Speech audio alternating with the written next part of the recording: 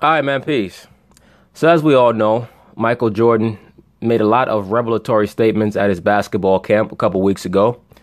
I've already covered a few of them. Another statement that he made was in regards to the great two-way player that plays for the San Antonio Spurs, Mr. Kawhi Leonard. Michael Jordan asserted that in his view, Kawhi is the best two-way player in the NBA. Of course, they're going to discuss it. I'm going to chime in. You heard Stephen A. Michael Jordan has been dropping gems this week. So yesterday we discussed his comments that Kobe Bryant is better than LeBron James, saying 5's better than 3. And now we have this. MJ called Kawhi Leonard the best two-way player in the game. Stephen A., do you concur? Actually, I don't. And this is sacrilegious, blasphemous territory that I am venturing into, because it is not up to me to disagree with my brother, the GOAT, the greatest of all time. Yeah, I believe that he's calling Michael Jordan his brother, not because they're both so-called black men, but because they're both members of the same fraternity. I believe that they're both Q-Dogs, Omegas. Michael Jordan, but I'm going to challenge Michael Jordan on that. I'm going to say that he is wrong, and I completely and emphatically disagree with him. You just saying he's wrong and you speaking like that because he's not there. You know damn well you might be at the card game with Michael talking about, Michael, I emphatically disagree. Michael, nigga, why don't you head to the store and buy us some beers and bring it back and hurry on along. He said, okay, I can't believe you said that, but okay. First of all, I don't even need to debate this subject with Max Kellerman, because Max Kellerman has absolutely no validity, no justification for disagreeing with me about LeBron James being a better two-way player because of what Max Kellerman has been bloviating about all year long. He makes the right plays, he does the right things, he makes everybody better, blah, blah, blah. He can do... Yeah, but that has nothing to do with the conversation. Because the debate is not who is the best overall player in the NBA. The debate is who is the best two-way player, meaning who brings the greatest proficiency on both sides of the ball, right? From a comparative standpoint. The things that LeBron James brings to a team mentally and experience-wise, Kawhi simply cannot replicate because he just doesn't have the reps, right? He hasn't been put in the same situations. He hasn't faced the same pressures. He doesn't play in the same system.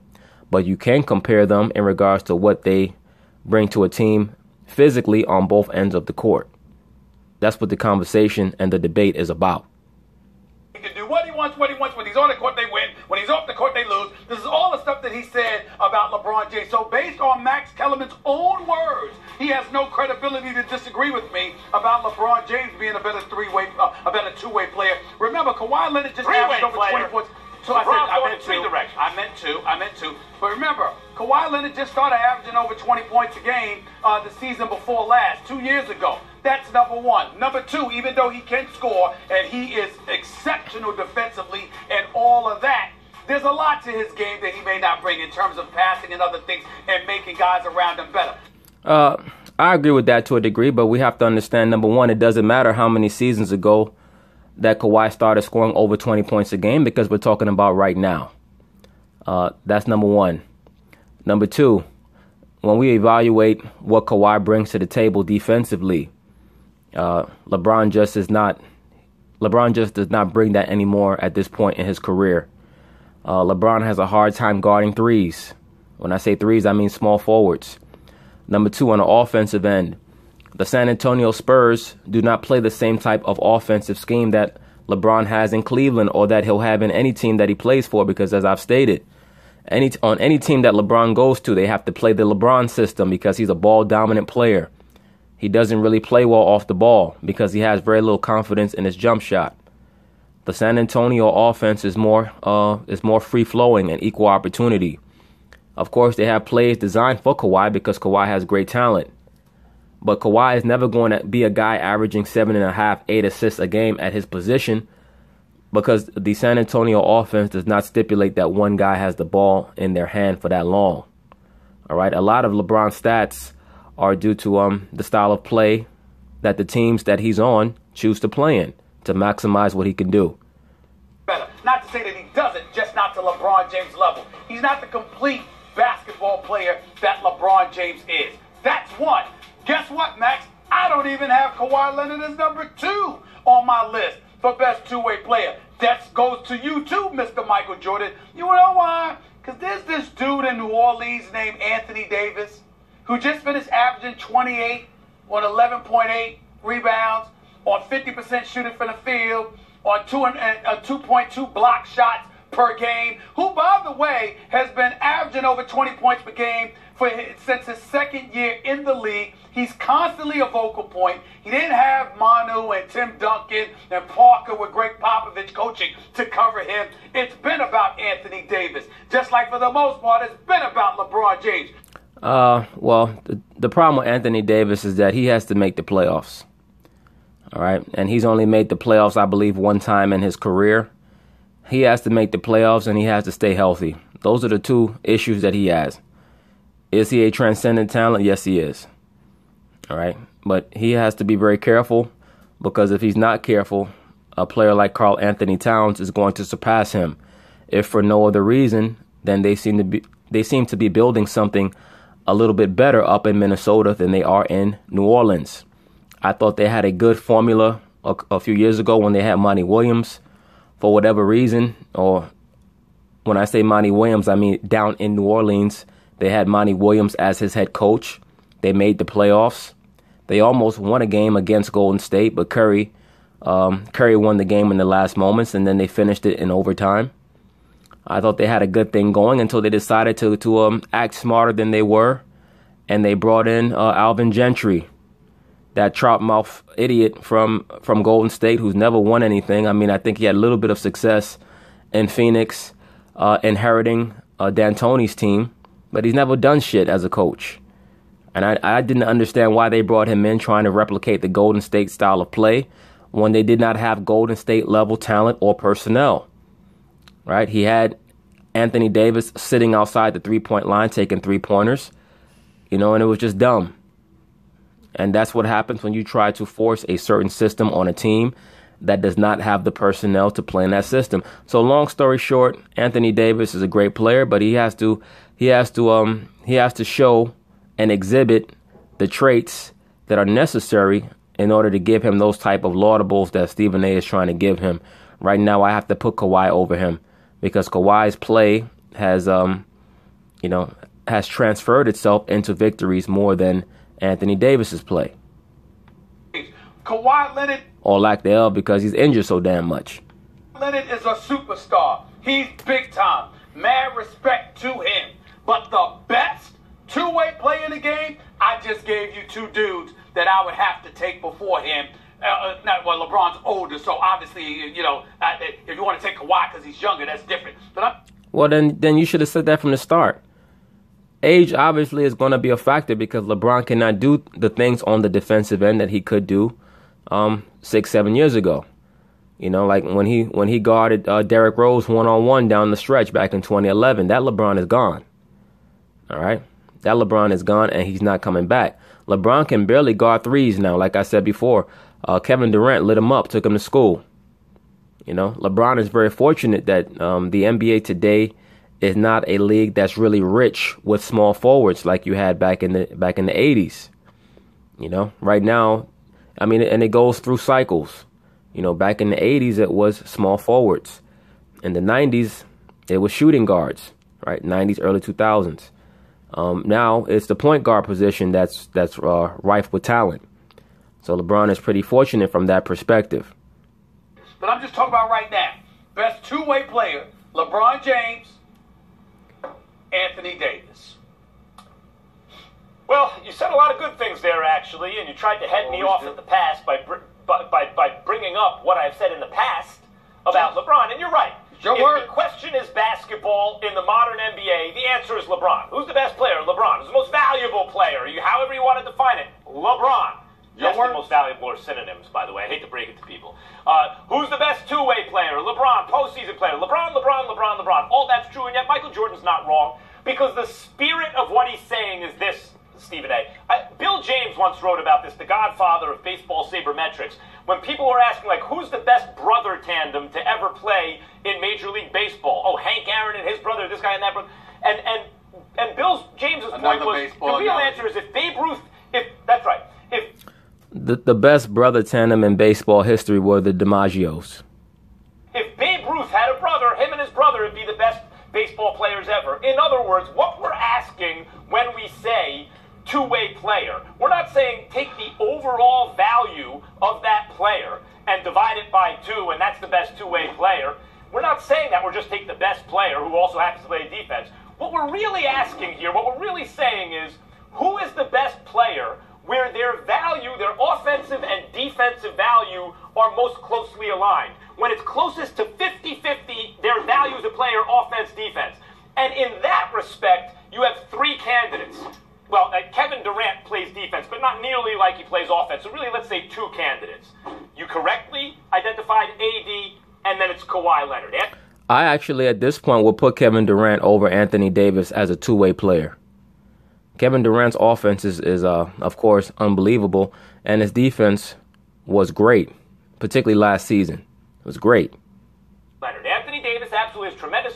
I mean, shit, I might put him as a two-way player. I might put KD over LeBron. Because I've seen KD provide phenomenal rim support, help defense, and one-on-one defense. Tremendous offensive and defensive value. Kawhi Leonard has raised that's his competition. That's what it comes down to. Anthony Davis and Kawhi Leonard. But really, Michael Jordan's not talking about bigs. And whether you consider him a 4 or 5, Anthony Davis is a big. Of the wing players in the NBA, the guys you compare to LeBron, Durant, Kawhi Leonard is the best two-way player in the way we use the term. He is the best defensive player who is also absolutely elite offensively. Yes, a lot of that comes from playing for Popovich. Yes, he's in the right position to score, but he scores at a tremendously efficient percentage. But when we use the term two-way player, that's what we really mean, and Kawhi fits that bill. About this, MJ is correct. First of all, who the hell are you, Pastor Kellerman? How you gonna speak about the spirit of Michael Jordan? Like you would know. What, you went to church with him or something? Well, obviously he's correct because of what Michael Jordan himself said. If Michael Jordan meant Anthony Davis, he would have said it. But, let's also include the fact that Kawhi Leonard is signed to Brand Jordan. So Jordan, of course, is always going to exhort and extol the athletes that are on his roster. When they asked him who should play in Space Jam 2, he said Blake Griffin. Obviously, he knows that Blake Griffin is not the best player in the NBA. But, to a degree, I could understand it because Blake Griffin is known for being a high flyer, a dunker. And he's also known for his personality, his quirky personality and sense of humor. So, who knows? He might be better in Space Jam than LeBron. That makes no sense, number one. Number two, if anybody can speak to it on this show, it would happen to be me, since I know him and speak to him all the time. Number three, the bottom line. You don't speak to him all the time. You speak to his voicemail all the time. Line is this. It wasn't about the spirit. He was speaking in literal sense about the two-way player because you're taking into account offense and defense and all the intangibles that come with both assignments. And there is no question that based on what you have said about LeBron James, automatically you can't disagree with that because it would make you a flaming hypocrite about everything you said about LeBron James. So that goes out the way. And in the case of Anthony Davis, 6'11", with ball handling skills, can play inside or out, back to the basket, on the perimeter, mid-range game, can get to the hole, good for 28 and 12 a night with 2 blocks, can defend 4 different positions, probably 5. That Anthony Davis playing in New Orleans, suffocating there. With no help whatsoever, not having respect Alvin Gentry, but not having Greg Popovich. Come on now. Hey, let me tell you something, man. Stephen A. has the lung capacity of a damn killer whale. That man could just talk and talk and talk and talk and not take a breath. Shit. It doesn't even compare. It's right. LeBron. That's Kawhi's competition. It's Kawhi. That's Kawhi's competition, but when you're talking about defensive players, would you compare Mutombo to Scottie Pippen? Exactly. That's well said. But you know what? That's a bad analogy because Mutombo had very little to no offensive skills. It would be more like comparing Scottie Pippen to Hakeem Olajuwon. That's really who Anthony Davis is in the mold of, is Hakeem Olajuwon. Now, he's not quite Hakeem. because as we know, Hakeem had a success in the postseason, but that was later on in his career. So Davis still has time to grow. But that would be the better comparison if you were to say, would you compare Scottie Pippen to Hakeem as far as a two-way defensive player? You know, but Hakeem could do a lot of things, man. Hakeem was just wow. Two different things, right? That's a more exaggerated difference, but the point is, no, among that's the a wing bad players comparison, in the Max. NBA, because Mutombo 7'2", was relatively stationary, could only defend one position, usually zoned and block shots. Anthony Davis could go out on a perimeter. Anthony Davis could go out on a perimeter and defend, Max. I mean, he can try. He can't guard anybody good out there on the perimeter, though, Steve. So, I mean, look, even Max is like, Max is like, nigger, please. Right, it's an exaggerated. I'm using it hyperbolically to prove my point, to make the point. They play two different positions. Anthony Davis is a big. Now, the modern big is closer to a wing player than the pre-modern big, or the big from when, from 20 years ago or 25 years ago. That is true. That's why you should use my example of Hakeem Olajuwon, Max. That's why you should use that example. That's a better comparison. I'm not sure if Hakeem was ever considered the best two-way player. I mean, I guess you could say he was in his MVP year in '94. But I think that I agree with Max that I think that the spirit of Jordan's comments was predicated on a wing player who was very proficient offensively and also could get the job done defensively.